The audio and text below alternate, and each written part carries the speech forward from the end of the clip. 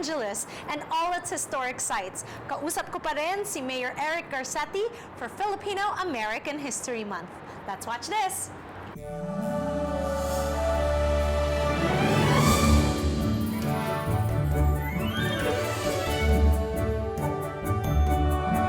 You've also done something very historic recently. You have appointed the first ever commissioner who happens to be Filipino American, a big community leader, Joel Jacinto. Yes. Well, Joel is a dear friend. We've worked so closely on affordable housing, on community justice issues, on the Filipino veterans, on looking at ways that we can improve and beautify historic Filipino town. And anybody who's ever met him knows that he is a force of nature.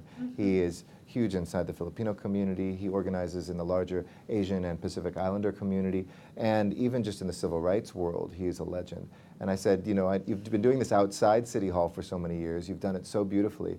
How about coming inside and becoming a Public Works Commissioner? And that's really where the power lies. I mean, this is the bureaus of sanitation, which is in charge of our trash and the beauty of the city and our sewer and our storm drain system.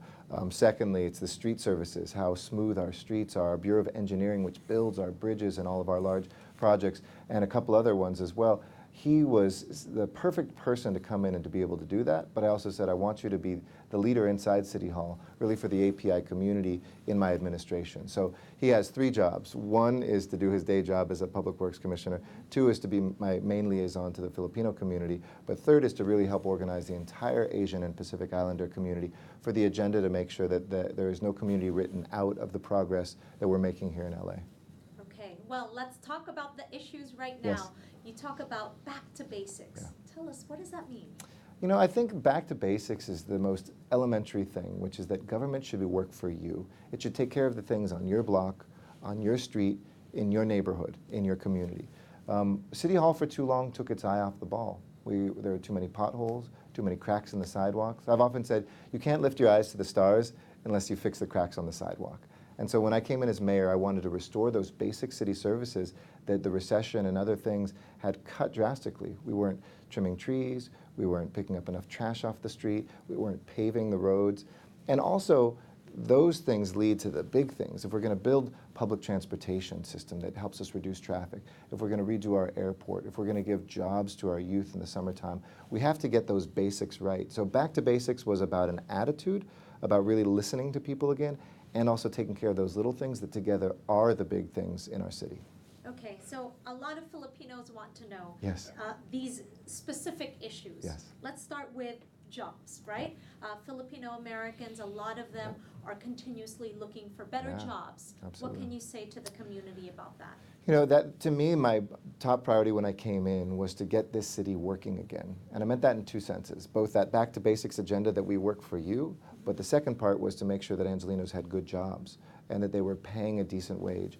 A few ways we did that in the first couple years. One was to raise the minimum wage. Too many people in the Filipino community and other communities are working at this basic minimum wage, which you can't even pay the rent. So you have to do 2 jobs or 3 jobs, and then you're not home to help your kids, and maybe they're not graduating. It's a cycle of poverty that leads to so many things and difficult decisions for people between, should I have 2 meals and pay the rent, or should I pay my phone bill? With a higher minimum wage, I think that's the first thing, because that also pushes up everybody else's wages above that.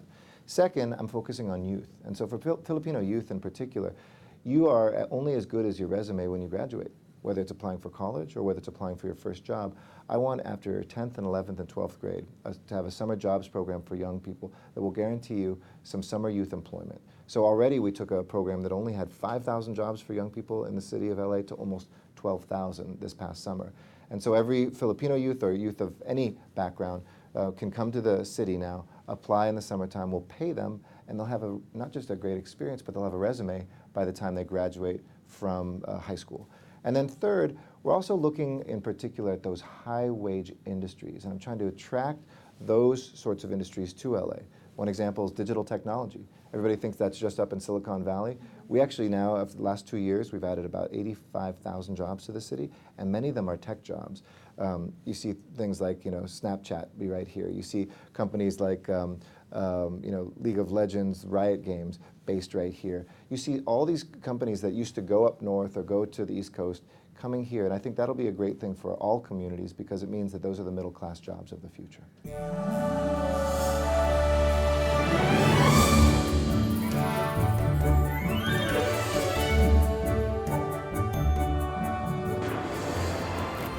Mga kababayan, pagbalik po natin here on Kababayan Today, we will have more of my interview with Mayor Eric Garcetti.